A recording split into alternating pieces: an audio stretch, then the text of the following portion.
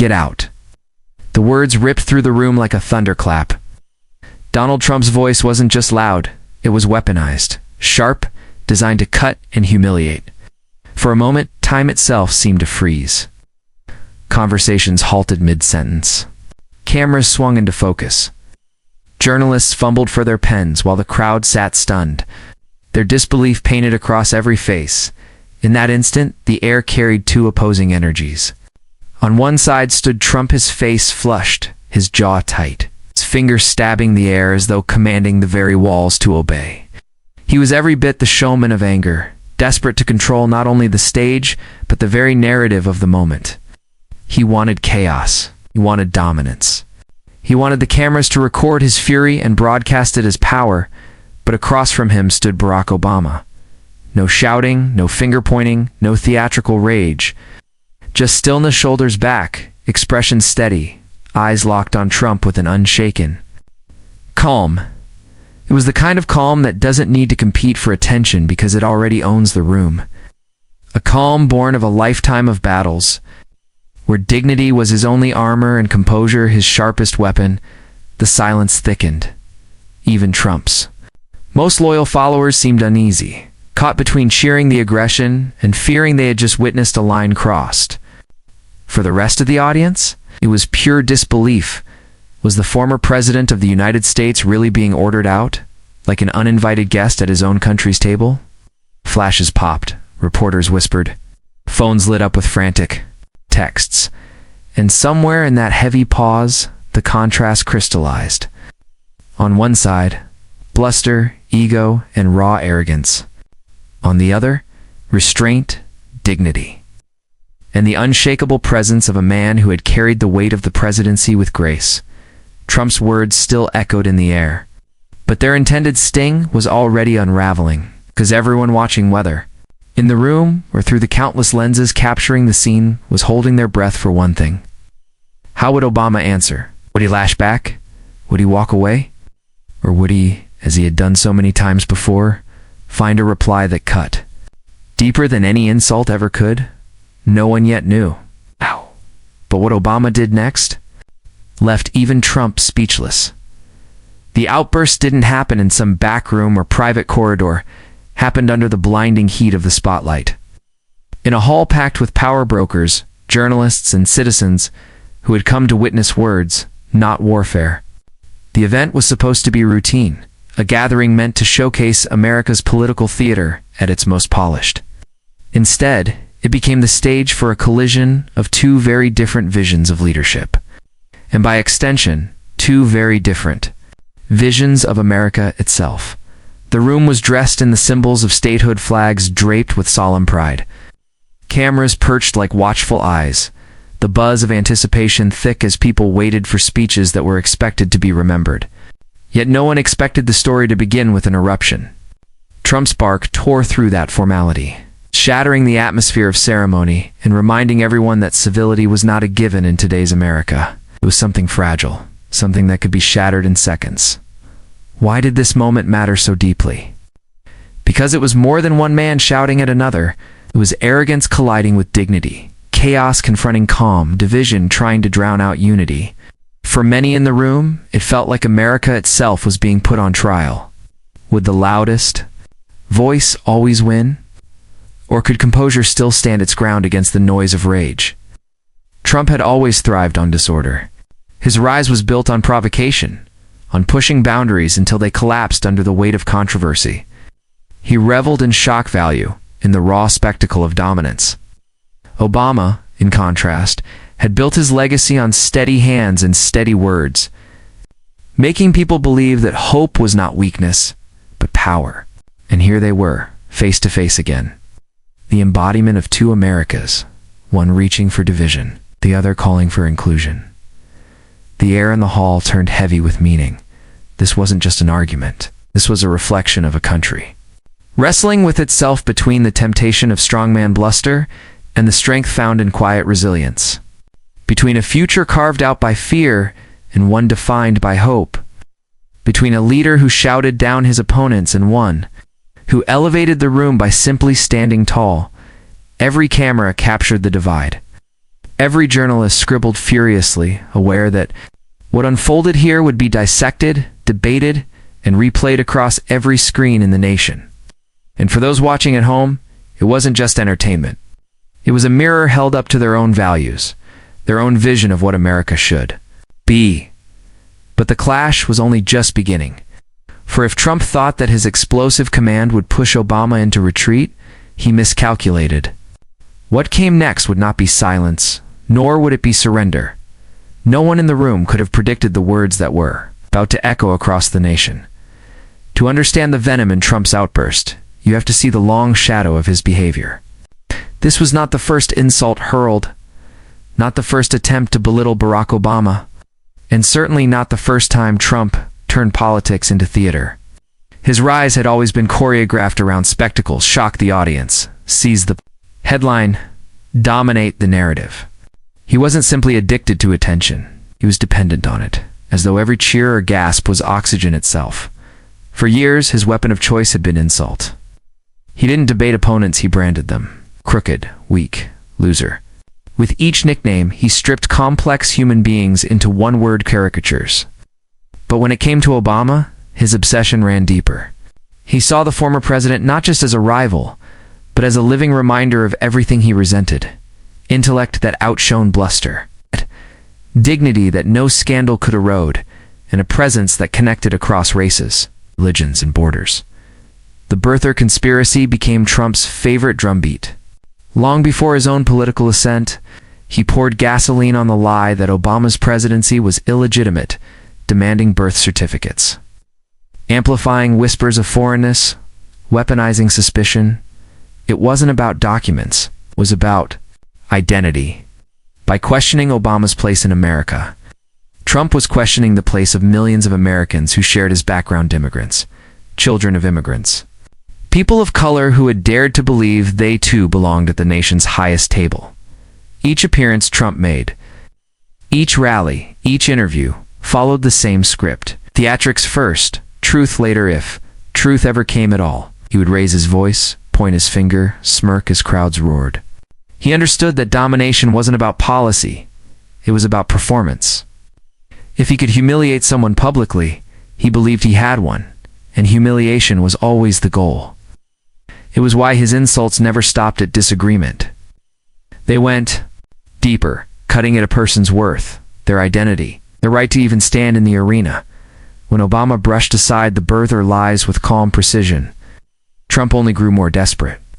He resented the ease with which Obama could dismantle falsehoods, the way crowds leaned into his words instead of recoiling from them.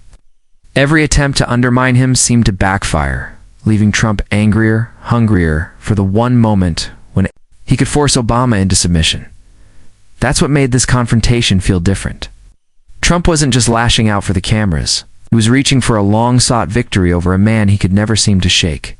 His yell of "Get out" wasn't just about a stage or an event. It was the culmination of years of pent-up resentment. He wanted dominance, and more than that, he wanted to see dignity crumble under his command. But here was the irony. The louder he grew, the more desperate he appeared. Each insult, each jab, each eruption betrayed the truth that he was fighting. Not from strength, but from insecurity. His arrogance wasn't confidence, it was armor thin and cracking, wrapped around a fear that dignity might outlast bluster after all. In this way, Trump's villainy wasn't simply in his words, but in the hunger behind them. He thrived on division, nourished himself on chaos, and could only feel powerful when someone else was made small. Yet for all his fury, for all his years of insults and spectacle, there was one opponent he had never truly defeated, and as the silence settled after his yell, as the room turned to watch Obama, it became clear. This time, his target wasn't backing down. Before that moment in the hall, before the cameras and the confrontation, Barack Obama's story had already been etched into the American imagination. It was not the story of privilege, nor of shortcuts. It was the story of a boy with a Kenyan father and a Kansas mother, raised between worlds. Raised to believe that identity was not a weakness to conceal but a strength to carry. His very existence challenged old narratives about who could belong, who could lead, who could call themselves the embodiment of the American dream. He knew from the beginning that his path would not be easy. He bore a name that some people stumbled over, a background that critics called foreign, a skin tone that carried centuries of weight. But instead of allowing those facts to shrink him, he carried them like banners. His life became a testament to resilience, to the idea that America's promise was wide enough to hold a boy like him and strong enough to let him rise. That rise was marked by one consistent trait: poise. When rivals threw stones, he steadied himself. When whispers tried to paint him as other, he leaned into unity. When crowds doubted, he spoke of hope not as naive optimism, but as the courage to look injustice in the eye and still believe tomorrow could be better. Calm was not his avoidance of conflict. It was his strategy for overcoming it. Think back to his presidency, when terror struck. He did not rush to the microphone in rage. He steadied a grieving nation with empathy.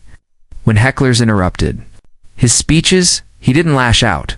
He smiled, waited, and then answered with wit that disarmed the room. When opponents questioned his legitimacy, he didn't respond with bitterness. He held up a birth certificate, cracked a joke, and moved forward with dignity and tact. It was this grace under fire that defined him. Time and again, he proved that. Leadership was not about the loudest voice, but the clearest vision. And while critics mistook his calm for weakness, those who watched closely understood that it was strength, born not from bluster, but from discipline. From knowing that composure could outlast chaos, Obama's story also resonated far beyond politics. For immigrants who had been told they didn't belong, his journey whispered, "Yes, you do." For children of mixed heritage who wondered if they would ever be accepted, his presence at the podium declared, "You are part of this story too." For families who believed the American dream was slipping away, he reminded them it was still alive, still within reach. If only they dared to claim it. And so, when Trump's voice thundered across the hall, telling him to leave, it struck not just at a man, but at everything his story represented. The command was more than an insult. It was an attempt to erase the symbol of inclusion, the living proof that America could embrace more than one face, more than one history, more than one identity. Yet Obama did not flinch. He had been tested too many times to let rage dictate his reply. He had learned through years of trial that dignity has its own kind of power, one that doesn't need to shout to be heard. His silence in that moment was not weakness, it was calculation, a steadying of the room, preparation for words that would matter more than volume ever could. And as the crowd leaned forward, as the cameras tightened their focus, as Trump's demands still echoed in the air, Obama lifted his head ever so slightly, his eyes steady, his presence unshaken. It was that very poise that prepared him for the words that shook the room. The silence that followed Trump's outburst did not last long. Couldn't allow silence. Silence meant attention drifting, meant eyes shifting back toward Obama. So he filled it again and again with noise. His voice grew louder, straining, echoing off the walls like a man trying to shout down gravity itself. "You don't belong here. You're nothing but a fraud, and everyone knows it," he barked, jabbing his finger toward Obama with the aggression of a man trying to force reality into submission. The crowd shifted uncomfortably in their seats. Cameras caught the spray of his words, the crimson tint of his face, as anger flushed to the surface. His body leaned forward, his gestures wild, desperate to dominate every inch of the stage. Obama stood unmoved. His expression hadn't changed. His shoulders remained square, his posture tall, his hands steady at his side. If Trump's performance was fire, Obama was stone and shaken, immovable, refusing to give chaos the satisfaction of reaction. "Answer me. Tell them the truth." Trump snarled again, his voice cracking slightly with the weight of his own volume. Each time Obama opened his mouth to speak, Trump cut across him, raising his tone higher, faster, sharper, like a man terrified of losing control of the room. He interrupted not once, not twice, but again and again, trying to suffocate any chance for Obama's calm baritone to carry. But the more Trump interrupted, the clearer the contrast became. His face shone with sweat, his chest heaved with each breath. His words tumbled over one another in a torrent of half-formed accusations. Meanwhile, Obama's gaze remained locked, steady, the faintest trace of a smile curving his lips as if to signal to the audience, this is what desperation looks like. This is not strength. The tension in the hall grew unbearable. Onlookers fidgeted. Journalists scribbled frantically, torn between tracking Trump's barrage and anticipating Obama's long-delayed reply. Even Trump's allies shifted uneasily, their applause fading as his shouting crossed from dominance into spectacle. The room wasn't seeing a leader in command, it was watching a man unravel in real time, and Obama. He simply waited. The storm raged. He let Trump shout until the edges of his anger frayed, until the bluster began to collapse under its own exhaustion. There was a power in restraint, and Obama wielded it with the precision of someone who understood that silence can be louder than rage. Finally, when Trump's voice cracked once more and he paused to catch his breath, Obama leaned ever so slightly. Forward, the movement was small, but it commanded the room. The cameras zoomed in instinctively. The audience held still. It was the moment they had been waiting for. Trump's eyes narrowed, his finger still hovering in accusation, as though daring Obama to speak. The former president didn't rush. He inhaled slowly, his composure unbroken, his voice finally cutting through the air like a steady current against crashing waves. That contrast Trump red-faced. Fists clenched, every vein straining with fury. And Obama.com deliberate. His words, measured before they ever left his lips, was the purest illustration of two Americas colliding. One rooted in rage, the other rooted in reason. One demanding obedience through intimidation, the other commanding respect through presence alone. The energy in the room shifted. The power that Trump had tried to seize with volume slipped from his grasp, flowing instead toward the man who had spoken the least, but carried the most authority. Every eye was fixed on Obama now, waiting for the sentence, the phrase, the moment that would decide whether the confrontation was remembered as chaos or as clarity. And then came the reply that flipped the entire script. Obama let the silence breathe before he spoke.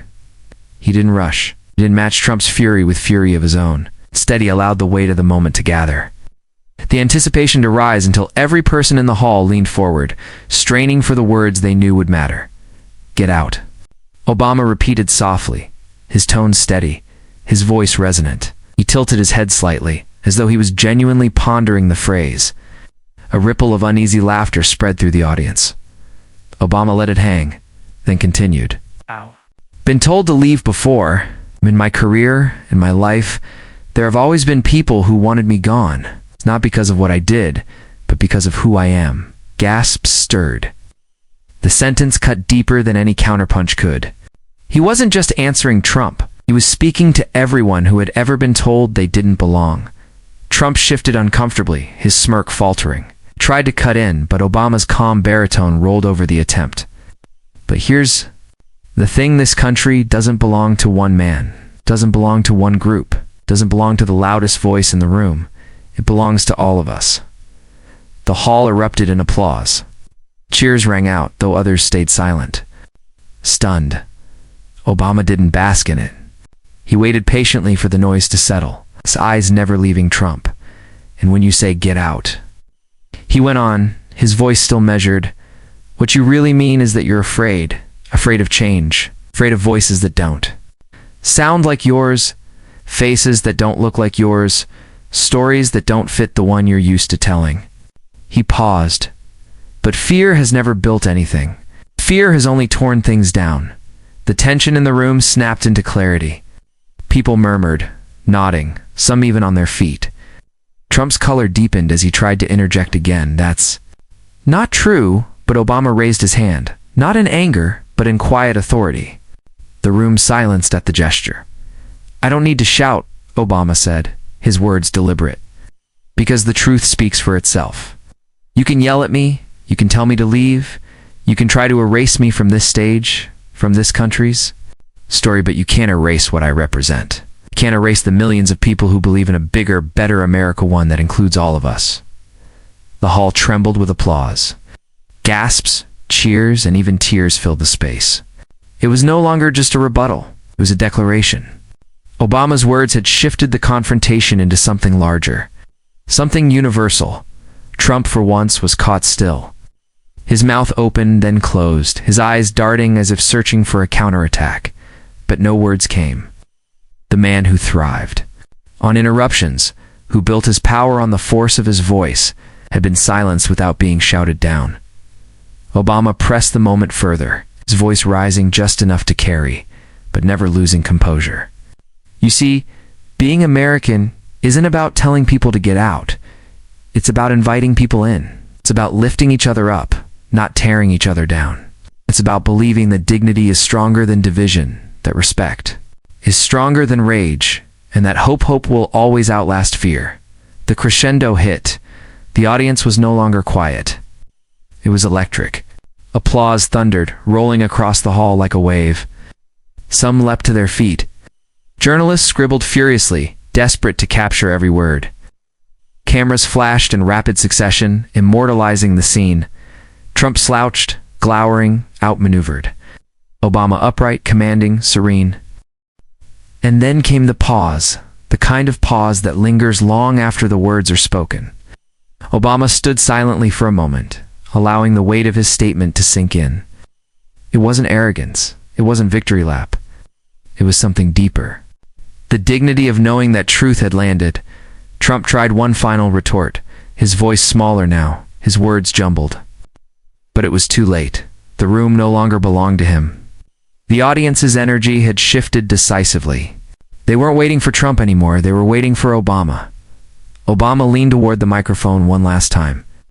His voice softer, but somehow even more powerful.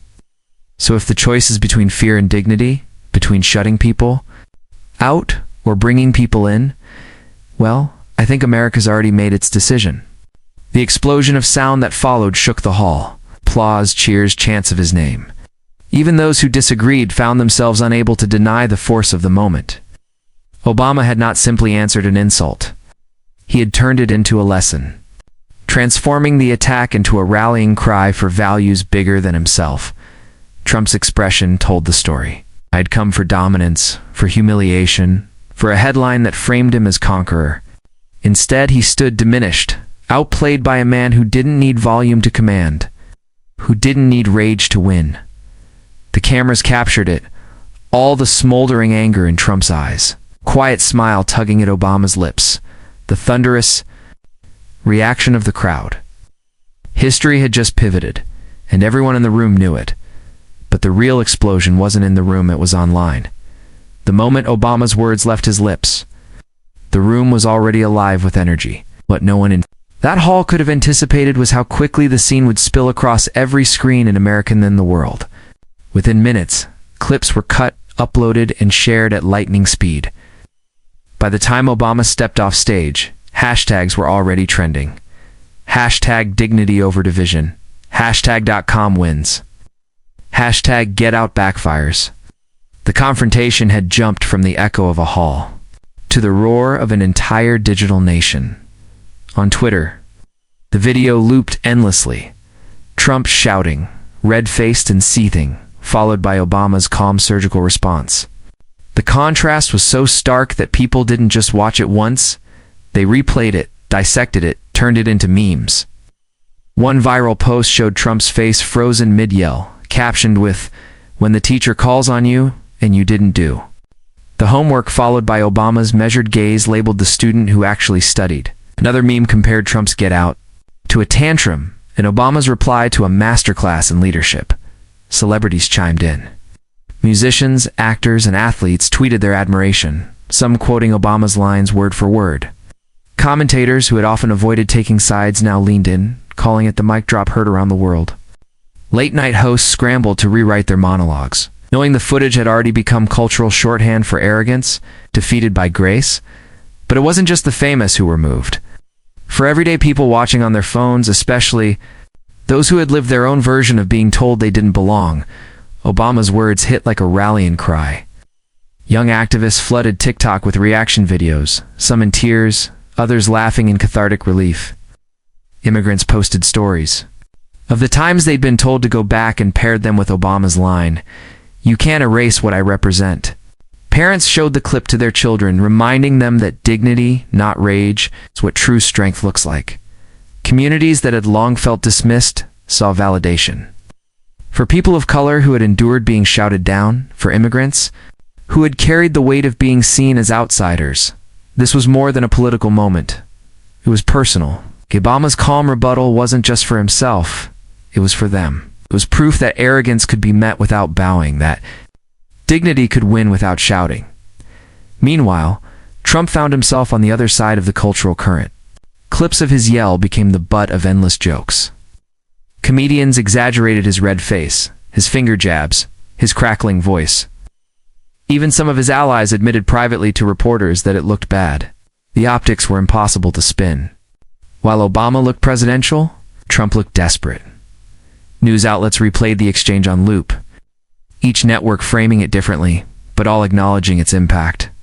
Analysts spoke of body language, of tone, of optics, but the subtext was clear. One man had lost control, the other had mastered it, and the ripple effects stretched further. Across college campuses, students gathered to watch. The clip projected on screens, cheering at Obama's lines.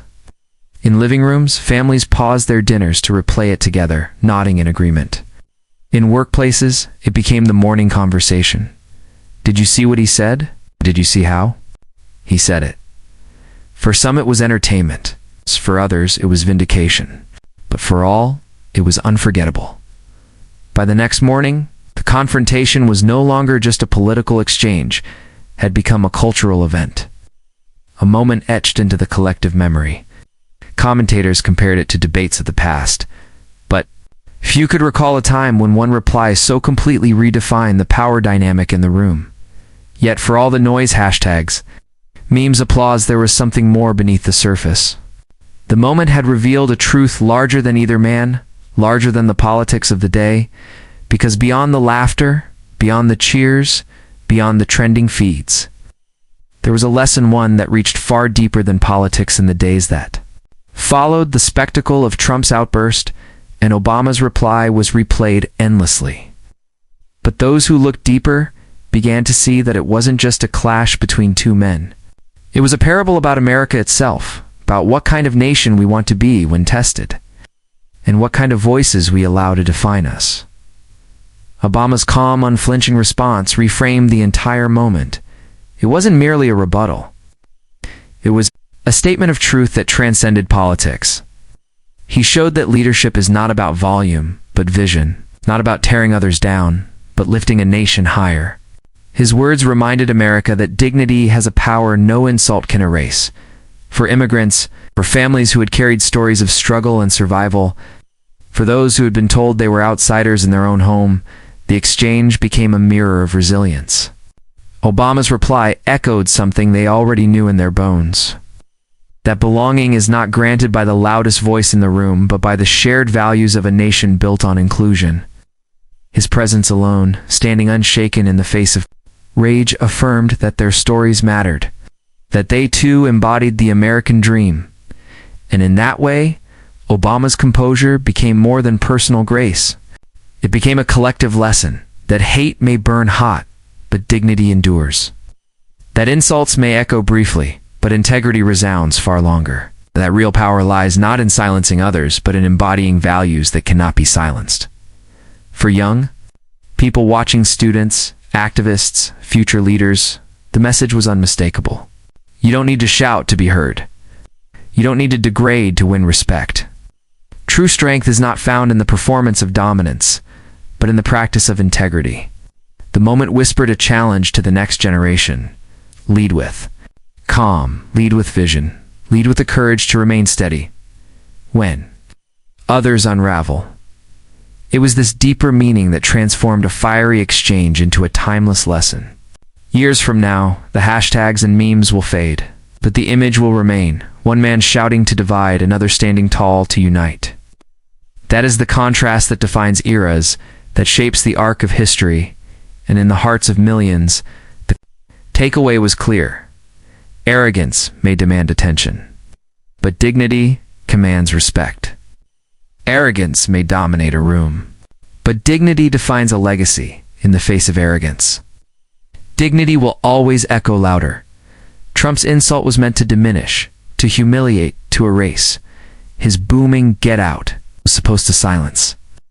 But what the world witnessed instead was the exact opposite. Obama's reply, sharp, unshaken, rose above the noise and turned an insult into an immortal moment. It wasn't just a comeback. It was a reminder that dignity is the greatest weapon against hate. Truth is the surest defense against lies.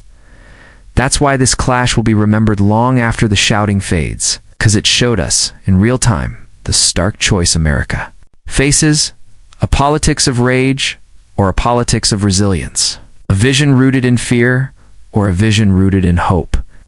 Trump tried to dominate the stage, but Obama illuminated it. And that difference between arrogance and integrity is what will echo in history. So if you felt that power, you saw yourself in the story of standing tall against division, you're not alone. Millions did. And together, we are proving that dignity doesn't just survive, inspires. This is more than one video, more than one clash. It's a movement of people who believe in justice, in inclusion, in a country where everyone belongs. If that's you, join us. Subscribe, share this story, and help it travel further, because stories like this are the antidote to cynicism. It's a spark that keeps hope alive. And remember, this isn't just about Trump. It isn't just about Obama. It's about all of us choosing. Every day, whether to meet arrogance with anger or with strength, choosing whether to bend to hate or to rise with dignity. Because in the end, the story isn't just about them, it's about us.